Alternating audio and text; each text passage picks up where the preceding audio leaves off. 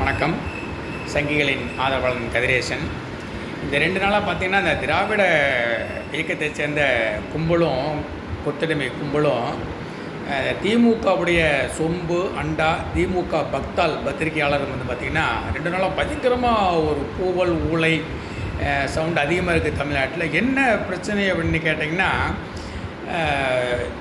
இந்து அறநிலையத்துறையில் வந்து ஒரு பெண் ஐஏஎஸ் அதிகாரியை வந்து போட்டாங்களா. அந்த பெண் ஐஏஎஸ் அதிகாரி வந்து பிராமணராக, அதே மாதிரி அறநிலையத்துறை அமைச்சராக வந்து ஒரு பிராமணராக போட்டாங்க அப்படிங்கிற மாதிரி ஒரு ஊழல் விட்டுருக்கானுங்க. நான் கேட்குறேன், அதிகாரி பிராமணர் இருக்கிறதுனாலையும் அமைச்சர் பிராமணர் இருக்கிறதுனாலையும் வானம் ஏதாவது ரெண்டாக பிறந்துட போகுதா, இல்லை பூமி ஏதாவது இடிஞ்சு உலகமே உள்ளே போயிட போகுதா, இல்லை கோயில்கள் கட்டின கோயில்களோட வந்து தீண்டத்தகாதவன் வந்து அதிகாரி ஆகிட்டான் இருக்கிற கோயில் பூரா இடிஞ்சு விழுத்துற போதா, இல்லை சாமி கும்பிடுற பக்தர்கள்லாம் வந்து நாங்கள் பிராமணரை வந்து அறநிலையத்துறைக்கு போட்டிருக்கீங்க, அதனால் நாங்கள் சாமி கும்பிட வரமாட்டோன்னு எவனை சாமி கும்பிடாமல் போகிறானா, இல்லை அறநிலையத்துறையிலேருந்து வர்ற வருமானத்தை தான் பிராமணரை வந்து நீங்கள் அதிகாரியாகவும் அமைச்சராகவும் போட்டிருக்கீங்க, அதனால் வந்து அறநிலையத்துறையிலேருந்து வர்ற வருமானத்தை நாங்கள் எடுத்துக்க மாட்டோம் அப்படின்னு சொல்லி அறநிலையத்துறை வர்ற வருமானத்தை பூரா நீங்கள் அப்படியே விட்டுற போகிறீங்களா?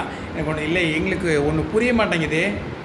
நீங்கள் மதமென பிரிந்தது போதும் அப்படின்னு வசனம் பேசுவீங்க, அப்புறம் கடவுளை மனிதனை நினை அப்படின்னு வசனம் பேசுவீங்க. அப்போ பிராமணர் பார்த்தா உங்களுக்கு மனிதர் மாதிரி தெரியலையா, இல்லை தலித்துக்கள்லையும் கீழ் ஜாதிக்காரங்கள, ஏன்னா நீங்கள் அப்படி தான் சொல்கிறீங்க, தலித்துக்கள் கீழ் ஜாதிகள்லாம் ஒன்று அவங்கள பார்த்தா மட்டும் தான் மனித மாதிரி தெரியுதா, இல்லை பிராமணர்கள் மேல் ஜாதி பார்த்தா மனிதமாக மாதிரி தெரியல, அவங்களெல்லாம் பார்த்து உங்களுக்கு மிருக மாதிரி தெரியுது, இல்லை பிராமணர்களுக்கு வந்து வேற்றுக்கிரகத்துலேருந்து வந்த வேற்றுக்கிரக வாசிக்க மாதிரி தெரியுதா, நீங்கள் கொண்டு புரியல.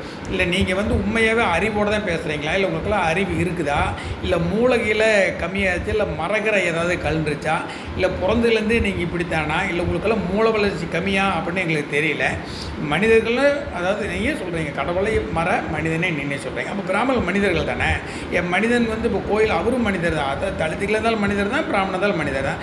ஏன் ஒரு மனிதர் தான் அவர் வந்து இப்போ அறநிலையத்துறையில் அதிகாரியாகவும் அறநிலையத்துறையில் அமைச்சராக இருந்தால் உங்களுக்கு இப்போ என்ன குறைஞ்ச போகுது? உங்களுடைய நோக்கம் வந்து பிராமணர் வந்து அதிகாரியாக போட்டதும் பிராமணர் வந்து அமைச்சராக போட்டதும் உங்களுக்கு பிரச்சனை இல்லை.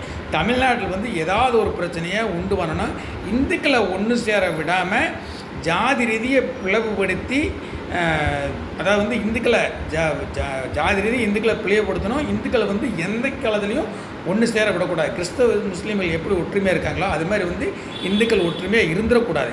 ஜாதி ரீதியாக அவங்கள பிளவுபடுத்தணும். அதுக்காகத்தான் தலித்துக்கள் பிசி எம்சி எம்பிசி பிராமணர் அப்படின்னு சொல்லி போட்டு நீங்கள் பிளவுபடுத்துகிறீங்க அப்படிங்கிறது வந்து எங்களுக்கு நல்லா தெரியுது.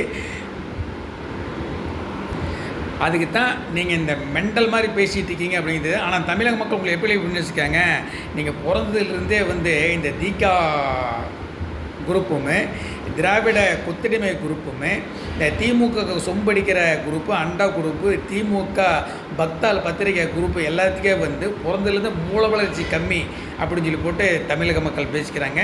ஜெய்ஹிந்த், வணக்கம்.